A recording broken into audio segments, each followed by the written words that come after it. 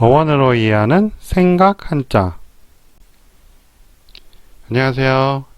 제 강의를 여태까지 들으면서 도움이 되셨으면 좋아요를 눌러주시고 혹 광고가 나오면 건너뛰지 마시고 끝까지 시청해 주시면 이 동영상 제작에 도움이 됩니다. 고맙습니다. 이번 시간에는 구할 구에 대해서 알아보겠습니다. 자, 부수는 아래 물 수네요. 예, 물 숫자의 변형 같고요. 뜻은 구하다, 빌다, 탐하다, 취하다 등 여러 가지가 있습니다. 상형 문자로서 짐승 가죽으로 만든 옷을 몸에 감고 정리하고 모으다 해서 구하다의 뜻으로 변했다고 합니다. 모피를 다려맨 모양이라고 하는데 물이라는 것은 전혀 안 나오네요.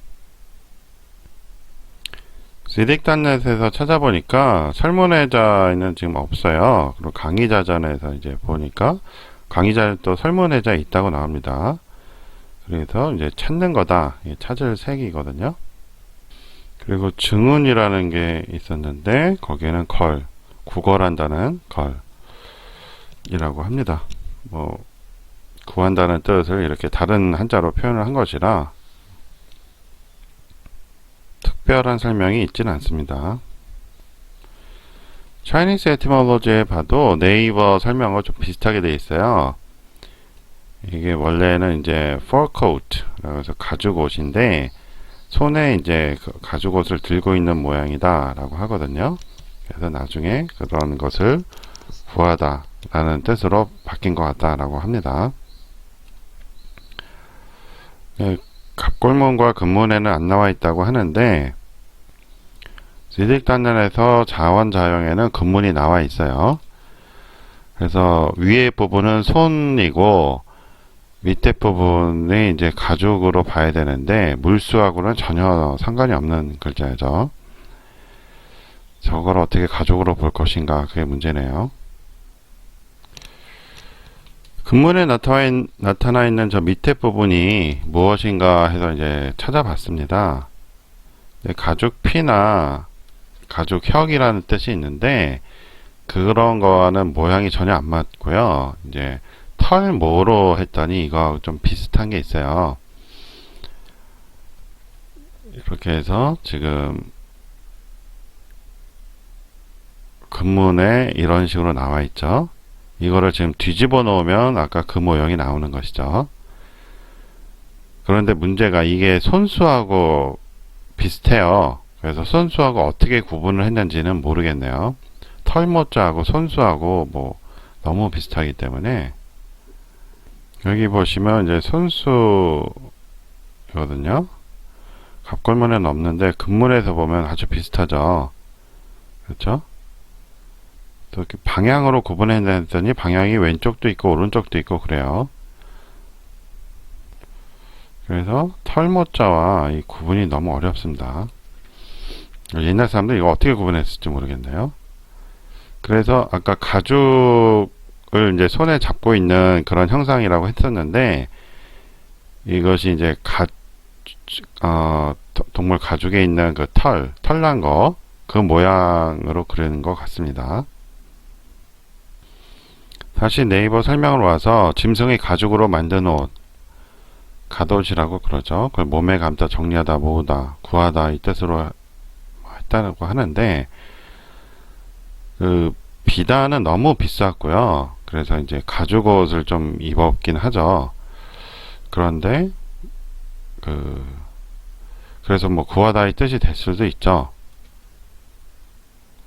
그런데 옛 글자가 가죽보다는 그 털에 치우쳤다면 동물의 털을 뽑아서 옷을 만드는 거, 그래서 그걸 구하다라는 뜻으로 됐을 수도 있을 것 같습니다. 근데 이게 서양이라면 양털로 그 모직을 만드니까 그걸 이해를 하겠는데 동양 쪽에서는 그런 모직을 많이 만들진 않았거든요. 주로 비단을 썼고 이제 면을 썼죠. 먼 옛날에는 그렇게 동물 가죽으로 뭐 옷을 만들었다기보다 털로도 옷을 만들었는지 확실치가 않는데 일단 가죽 옷을 많이 입긴 했죠, 옛날에는. 그래서 일단은 네이버 설명대로 이해를 해야 될 것 같습니다.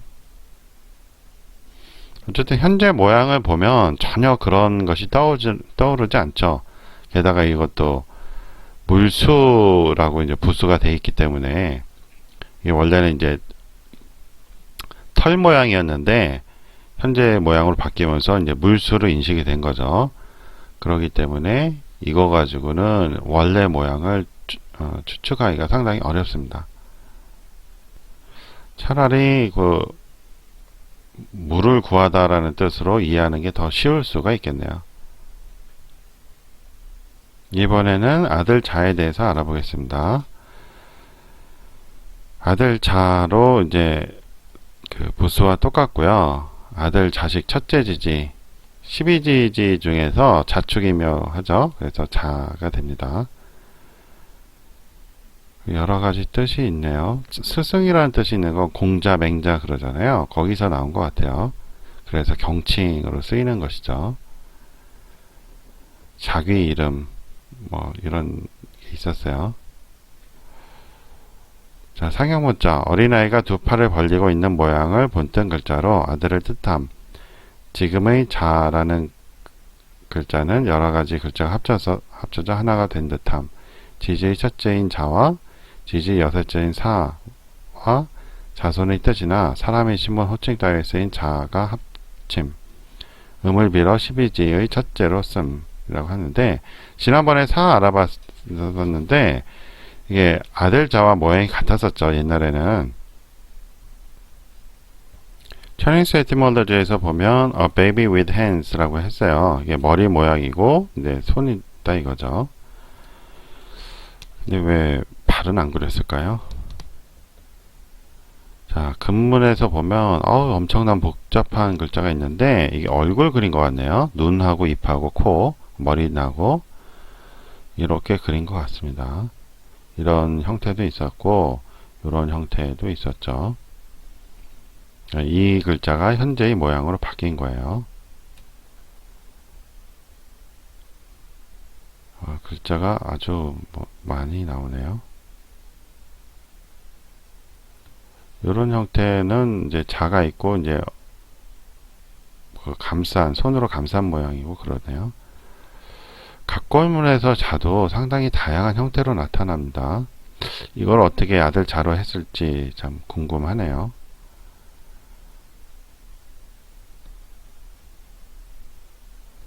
각골문에서도 보면 이런 글자가 있는데 같은 시대에 이런 모양도 쓰고 이런 다른 모양도 썼다는 것이 쉽게 받아들여지지가 않네요. 이건 뭐 머리털만 난 모양 같기도 하고요. 지난번에 본 뱀사를 다시 보겠습니다. 자, 근문에서는 지금 같은 형태가 보이죠. 다른 형태도 물론 보입니다. 이런 거는 그냥 뱀이라고 할 수 있겠죠. 근데 이제 팔에 있는 것도 있으니까.